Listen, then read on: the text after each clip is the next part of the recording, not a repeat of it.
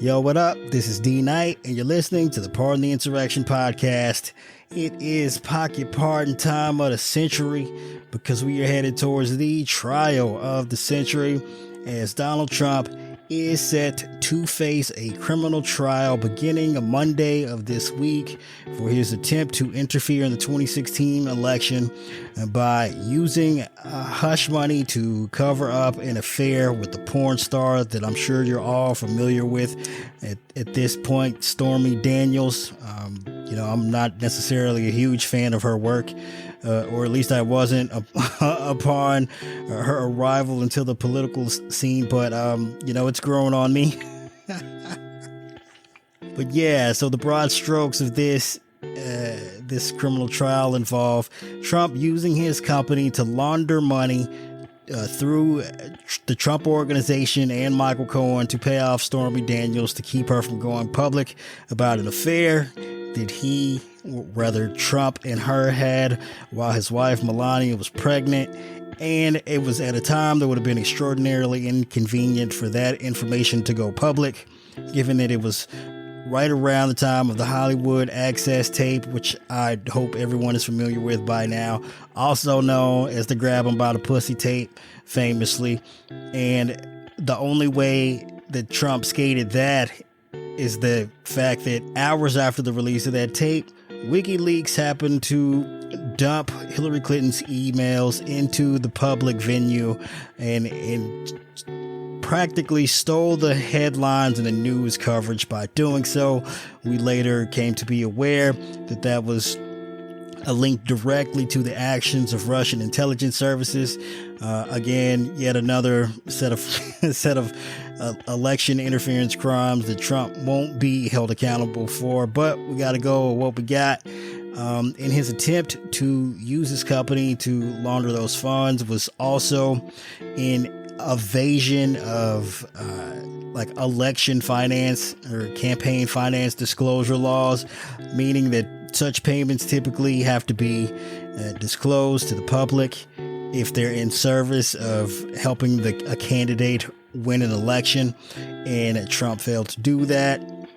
That takes what is typically misdemeanor crimes of falsifying business records and bumps them up to a felony because they were in service of covering up some other crime. And boom, here we are. Trump is headed to court. And I know a lot of people, they like to poo-poo these charges like, oh, whoop-de-doo. Like, oh, he took some of his own money and he spent it on a porn star to try and keep her quiet. Well, there are a number of ways you could look at that, and from various perspectives where it might change your opinion on how serious these charges are. First of all, it is with all likelihood that had another negative story come out about Trump, especially in the realm of, gross, detestable behavior. Not necessarily that banging a porn star is gross and detestable. Like, I make no judgments about that, but given the fact that he was running for president, and it would have been a very negative story in context with the Access Hollywood tape. Add in the context that he is a Republican and his current base are the right-wing evangelicals. If this story had been revealed to the public, a number of them likely wouldn't have voted for him, and he never would have became president of the United States. So in some ways, you can think of this as one of the most important crimes as it pertains to Trump's rise to power, because without it, he never would have had the White House. He would have never been able to do a number of things, including botching the COVID response, nearly tanking the economy, attacking Congress on January 6th, on and on and on and on and on. Just think of all the insanity of the 4 years of his administration and beyond. Donald Trump likely wouldn't have been in the picture because he wouldn't have won the election. You can also try to think of it in terms of, how valuable was this really? Like, he paid less than $200,000 to a porn star and he used his company to do it. Like, whoop-de-doo. For Trump, the value of winning the White House in 2016 is incalculable. He has made so much money off of the White House these past 8 years that it's an absurd number to even try and consider or calculate. It's beyond ridiculous. If you just think of it in terms of, well, the fact that Trump was probably going bankrupt and probably would have had to claim or file for bankruptcy if he hadn't won the White House, all of the money that he practically stole from the government straight up due to his relationships with foreign entities, getting loans that he shouldn't have received in the first place that kept his properties afloat, money from the Secret Service, staying at these like overpriced properties of his where he would run up the rates and run the Secret Service budget dry, sending that money straight into his pockets, holding all of these events at his properties where he was hosting, foreign leaders and members of foreign governments. Like that alone, an incalculable number. And apparently his relationships that he built thanks to his position in the White House have even bailed him out recently with the New York civil fraud judgments, and along with the E. Jean Carroll judgment, where he's basically in the hole $500 million, but because of his prior relationships established, because of his political access, he's received bonds that he likely would not have otherwise. Those have bailed him out. And one of these individuals who controls Knight Insurance, Mr. Hankey, he's responsible for refinancing the loans on some of Trump's properties, like the Trump Tower loan to the tune of hundreds of millions of dollars, benefits that he wouldn't receive otherwise. Trump's whole Truth Social scam is built off of the fact that he was in the White House for 4 years, and it's practically a way for people to gamble on the idea of a second Trump administration. Literally anyone can pump money into that thing now that it's being publicly traded as a way to try and buy Trump's favor, whether that is the individual goofball MAGA donor all the way up to foreign adversaries and foreign billionaires and foreign agents who are attempting to curry favor with Trump should he ever take the White House again in an attempt to garner him to make decisions that aren't in the best interest of the United States, but in the best interests of his pocketbook.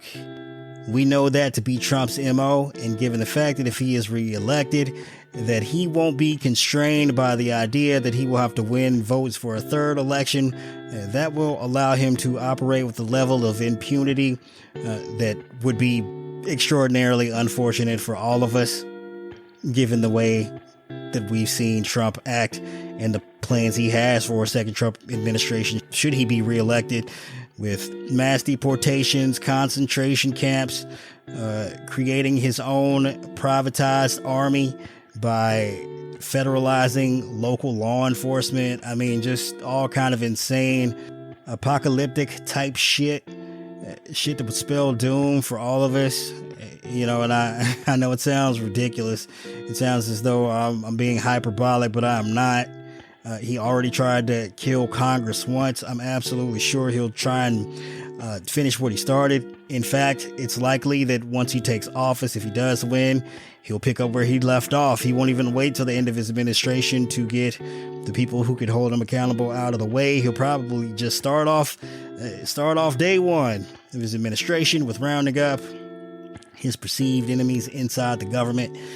And there's Project 2025, a plan to hollow out the executive branch of the federal government by firing everyone that he perceives to be disloyal to him and replace them with cronies, people not qualified to actually do the job of running the government, but people who exist only to carry out his orders, no matter how illegal or insane, a plot that would ultimately lead to the ruin of the United States. I mean, these people in these long-term government positions, these career government officials, they have the expertise to do these jobs.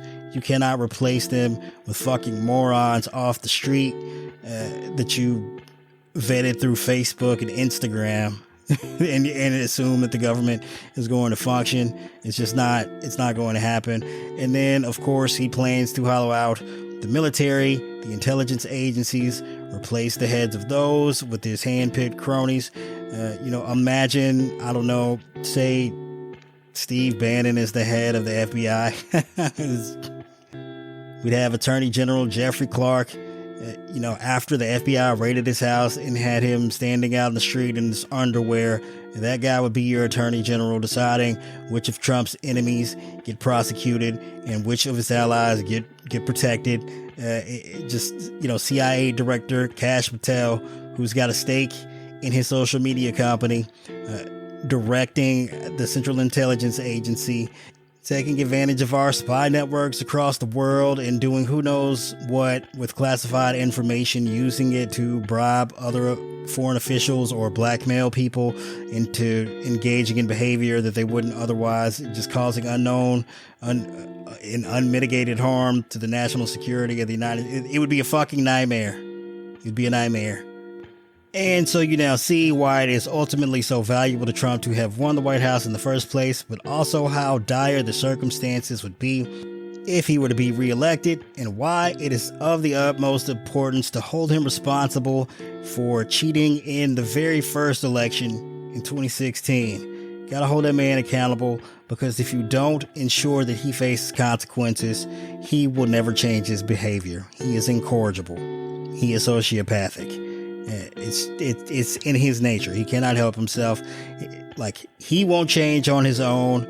Consequences are the only thing that can ensure that his behavior is corrected, and if not corrected, at least mitigated.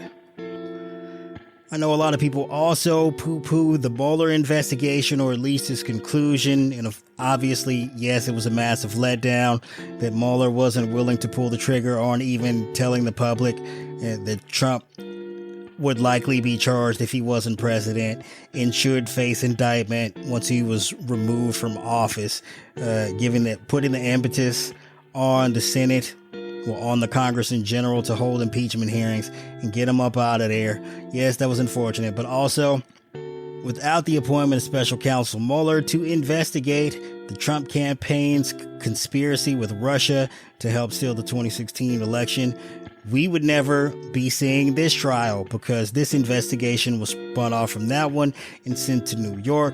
Obviously, Bill Barr crushed these charges. Once he became Attorney General, he made sure that Trump wasn't going to be prosecuted for the hush money / election interference case. That's okay. It eventually ended up in the Manhattan District Attorney's office, where even after all this time, we're finally getting a trial, and we're finally we'll at least see Trump held to account for his actions and his criminal behavior. Obviously, I'm not a Trump supporter. I am not pro-Trump in any shape, form, or fashion. I do not wish him success in any venture. I do not wish to see him return to the White House in any shape, form, or fashion. But even with my biases, I am more than willing to place them aside and say that when Trump is held accountable here, it's not just that I'm expecting Trump to go to jail, because in all likelihood, he's going to be found guilty given the evidence, but he won't be spending any time in jail. I would imagine the judge would not be willing to sentence him to any prison time. But the fact that he is going to face a trial and face a jury of his peers for his actions, regardless of whether he is found guilty or not, regardless of whether he serves any prison time or not, that is the type of accountability I want for anyone in any position of power who has been credibly accused of criminal activity, whether that be a Democrat or Republican, right-leaning or left-leaning, liberal or conservative or independent for that matter. I am glad that we're reaching a point where the highest office in the land, that is not a means for people to escape the consequences of their actions when they engage in criminal activity. I'm glad we finally reached that point. This country was founded on the idea that we don't bow down to kings, that no one is above the law, that no one is above facing consequences, and we're finally proving that to be the truth. Or at least in this one instance, because damn, have a lot of motherfuckers before him previously gotten away with some incredibly insane shit. So at least we're going to get this one. Yeah, maybe I should get my hopes up, because I guess anything could happen over the course of the next few weeks.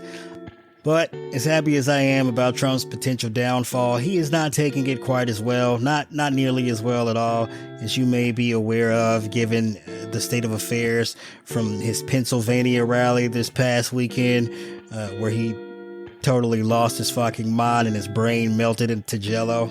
Yeah, it wasn't an ideal performance on his part. He was in rare form, where he was railing against the illegal Atlantifins. Just this week it was reported that an illegal Atlantifin, and you just look at this, what's happening. Or whatever the fuck those are. Along with railing against wind because it was killing our birds. But wind doesn't work anyway. It's too expensive. It doesn't work. Kills all your birds. If you'd like to see a nice bird cemetery, walk under a windmill sometime. In Japan, because they're taking our seals. United States Seal Company, one of the great companies of the world 50 years ago, is being sold to Japan. Congratulations, Japan. Yeah, he's totally lost it. He's not doing great. I mean, again, it's been a rough week. Not only is he a lifetime career criminal finally facing his first criminal trial, but last week we all watched the stock of his Truth Social parent company fall straight into the fucking dumpster. It was like a Russian pushed it out of a window. The way that thing fell so fast, I think it hit somewhere in the 20s as a low. That thing's worth less than half of what it was upon launch, and guys, that's only been a few weeks. It's going to be worth pennies by the time that thing gets done. That's going to be the end of his prospects of becoming an actual billionaire. He, like, as the launch put him on the Bloomberg's billionaire list, these last couple of weeks of the stock price continually tanking has taken him off of it in a similar fashion. You know, also, Evan Corcoran, his lawyer down in Florida, the one that got crime fraud accepted off the classified documents case, well, he's officially left Trump's legal team, so who knows what kind of secrets or just dirt he'll be willing to dish about his time during Trump's employ over the past couple of years here. That $290 million gift of a bond reduction in New York all the way down to $175 million. That doesn't seem to be going well, as it appears that Knight Financial won't be able to prove the bond in court, meaning it doesn't appear that they have the assets to cover the actual payment of the bond. So that's not going great. I'm sure that's extraordinarily frustrating for Trump. There's been a huge swing in the polls towards Biden, meaning that Biden is now taking the lead in the general election in a lot of these polls, as well as in a number of swing states here. So Trump no longer being the favorite, that's probably it's not doing great for his mood or his emotional stability, I would imagine. Especially since he's probably spent the last couple of years thinking he's got this thing locked up. I'm sure that's debilitatingly stressful. Yeah, he's got a lot on his plate, and depending on how this trial goes, I would be totally unsurprised if he snapped emotionally and we saw him fleeing in a low-speed car chase on the interstate. Much in the same fashion as OJ did in 94. I'm not saying that that's going to happen, but I wouldn't be totally surprised if it did. But we're finally here. We made it. We finally got to the point where we're seeing consequences for this dude after years and years of insane, fucked up ass behavior. It's about time. Now, I know everyone is disappointed because I'm sure that you all would like it to be as simple and clean as, hey, like, there's a set of charges, he gets convicted, he goes away forever, problem solved. It's likely not going to be the case, because even if he is convicted on all the criminal counts, I think the lowest possible sentence he can receive is 0 months. And I'm sure a judge in these circumstances is likely not inclined to lock him up for any amount of time and will give him probation, although there is the slight possibility that Trump engages in some ridiculous ass behavior over the course of this trial and does receive a prison sentence. So I guess you can cross your fingers and hope for that. And there's also the prospect of the Supreme Court issuing some kind of immunity ruling narrowly tailored to Trump that gets him out of a number of these other criminal charges that he's facing. And at the end of the day, like, whether that happens or not, come November, it's going to be on us to save ourselves, as it was in 2020. That's just the fact of the matter. Like, the legal system, the criminal justice system was not built to solve massive problems of this scope, in this nature, in the political arena, at least not in its entirety. But hopefully it won't crack under the pressure placed upon it by Trump and all of his cronies, and will instead mete out some measure of justice, making it possible for us to do our part, save ourselves, by voting for Joe Biden in November. At least that's what I plan on doing. I'm hoping if you listening to this, you plan on doing the same. You plan on convincing as many people as possible to join you in that effort, because even though Trump won't necessarily be able to pardon his way out of these state offenses here in New York and in Georgia, should he be convicted, if he is ultimately reelected, he will be able to use the powers of the federal government to likely stay out of jail, and in fact will be incentivized to do horrific things in order to stay in power, in order to stay out of jail. So if you want him to be held accountable, you got to do your part. You got to show up, cast your vote in November, and make sure this dude don't ever see the White House again. Like, the only house he should be seeing from this point on is the big house. And we can make that happen if you reelect Joe Biden. And that concludes this episode of Pardon the Insurrection.